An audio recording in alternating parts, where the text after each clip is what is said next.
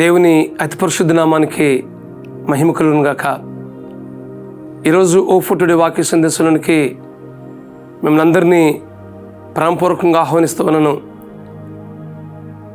ఈరోజు యోహాను రాసిన మొదటి పత్రిక 2వ అధ్యాయం 14వ వచనం చదువుకుందాం.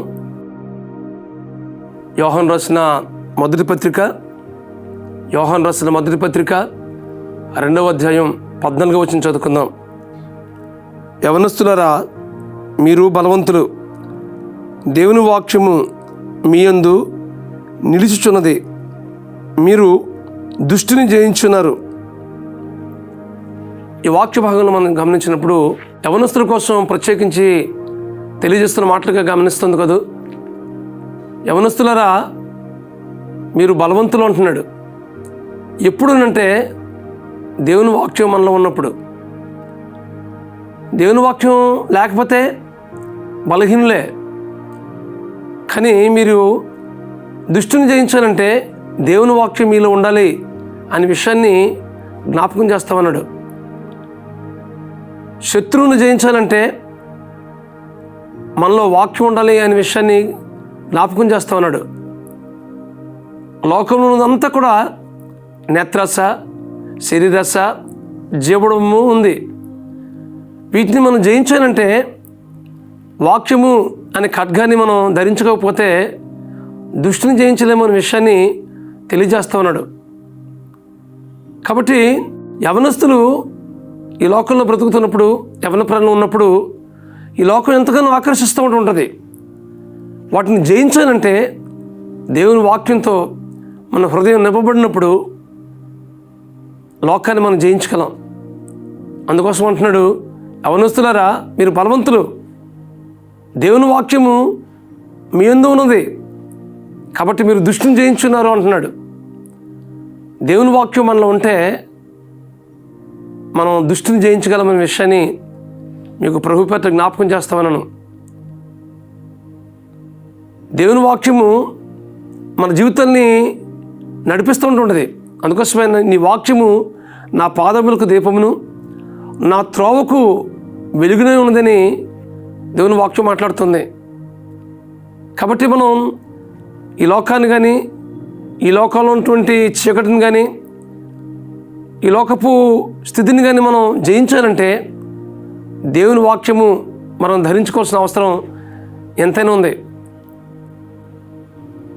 దేవుని వాక్యంతో మనం నింపబడినప్పుడు మనం లోకాన్ని, పాపాన్ని జయించగలం. ఎవరి హృదయంలో అయితే వాక్యం ఉంటుందో వారు స్త్రీలుగా జీవిస్తారు ప్రభు సన్నిధిలో. అందుకోసమే 119వ కీర్తనలో ఒక మాట ఉంటుంది, నీ ఎదుట నేను పాపం చేయకున్నట్లు నా హృదయంలో నీ వాక్యము ఉంచుకుని ఉన్నాను అంటాడు.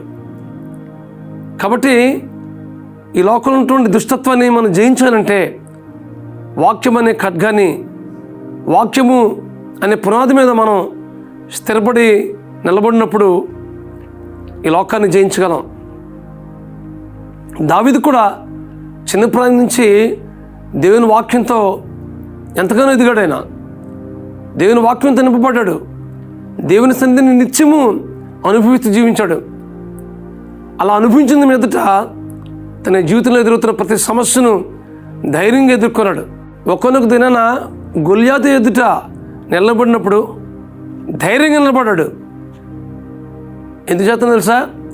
దేవుని వాక్యాన్ని బట్టి, దేవుని మీద ఆధారపడిన స్థితిని బట్టి, దేవుడు ఇవ్వబోతున్నటువంటి ఆ వాగ్దానాలన్నింటినీ జ్ఞాపకం చేసుకుని దుష్టుని ఎదుట నిలబడ్డాడు. తద్వారా గొప్ప జయం పొందుకున్నాడు కదా. కాబట్టి మన జీవితాల్లో కూడా దేవుని వాక్యంతో నింపబడినప్పుడు మనం ఈ లోకంలో ఉన్న ఏ ప్రతికూలతైనా, ఏ శోధనైనా, ఏ విధమైనటువంటి వ్యతిరేక పరిస్థితి అయినా మనం జయించగలం. అందుకోసం అంటున్నాడు, యవనస్తులారా, మీరు బలవంతులు.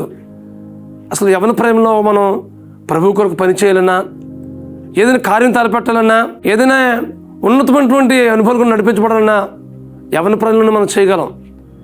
కాబట్టి ప్రభువుకి మహిమకరంగా మనం జీవించాలంటే మన యవన ప్రాయంలో దేవునికి యోగ్యకరమైనటువంటి జీవితాన్ని జీవించాలంటే, మన యవన జీవితం అంతా ఆశీర్వాదకరంగా ఉండాలంటే దేవుని వాక్యం చేత మనం నింపబడినప్పుడు దేవుని వాక్యం మన జీవితాన్ని నడిపిస్తూ ఉంటుంటుంది. కాబట్టి ఈ వాక్యం ఉంటుంది మీ జీవితంలో. మీ హృదయంలో వాక్యం ఉందా? ప్రతిరోజు వాక్యాన్ని ధ్యానం చేస్తున్నారా? వాక్య ప్రకారం జీవించడానికి అభ్యాసం చేస్తున్నారా? దేవునితో నిత్యము బాంధవ్యం కలిగి మనం జీవిస్తున్నామా? అలాగైతే కనుక మీరు దృష్టిని జయించగలరు. కాబట్టి మన జీవితాన్ని పరిపూర్ణంగా దేవుని సన్నిధిలో సమర్పించుకుందాం. దేవుని వాక్యానికి మన హృదయాలు చోటిద్దాం. దేవుని వాక్యం కింద నింపబడదాం. తద్వారా మన జీవితంలో ఎదురవుతున్న ప్రతి సమస్యను, ప్రతి శోధనను, ప్రతి ప్రతికూలతను ఎదిరిడి పోరాడదాం, జయం పొందుకుందాం. అట్టి కృప పరిశుద్ధాత్మ దేవుడు మీకు అనుగ్రహించి నడిపించును గాక. ప్రార్థన చేసుకుందాం. ప్రేమస్వరూపుడా, మహాకృపగల మా తండ్రి, ఈ వాక్యం ఉంటుంది మా ప్రియుల జీవితాల్లో. ఇదిగో ప్రభా, మీ వాక్యాన్ని ప్రతిరోజు నైనా ధ్యానించి మన హృదయంలో భద్రపరుచుకుని ఆత్మీయ జీవితంలో బలవంతులుగా చేయమని ప్రార్థిస్తున్నాను ప్రభా. ఆత్మత సంబంధమైన ప్రతి ఆశీర్వాదాన్ని వారు స్వతంత్రించుకున్న సహాయం చేయమని ప్రార్థిస్తున్నాను తండ్రి. ఇదిగో ప్రభా, వారికి ఎదురవుతున్న ప్రతి ప్రతికూలతను ప్రభా మీ వాక్యం నుండి ఎదురుడి పోరాడి వారి జీవితంలో గొప్ప జయం తెచ్చవలసిందిగా ప్రార్థిస్తున్నాం ప్రభా. యవనస్తులారా, మీరు బలవంతులు. దేవుని వాక్యం మీ యందు నిలిచి ఉన్నది కాబట్టి మీరు దృష్టిని జయించున్నారని మీ వాక్యం సెలవిస్తుండగా ప్రభా, మీ వాక్యంతో మీరు నింపి తద్వారా వారి జీవితంలో ఎదురుతున్న ప్రతి సమస్యను, ప్రతి శోధనను ఎదురుడి పోరాడి వారి జీవితంలో గొప్ప జయం అనుగ్రహించి మీరు మహిమ పొందమని మా ప్రభువును మా రక్షకుడునైనా యేసుక్రీస్తు నామములో ప్రార్థించి వేడుకుంటున్నాం మా పరమ తండ్రి. ఆమేన్, ఆమేన్, ఆమేన్.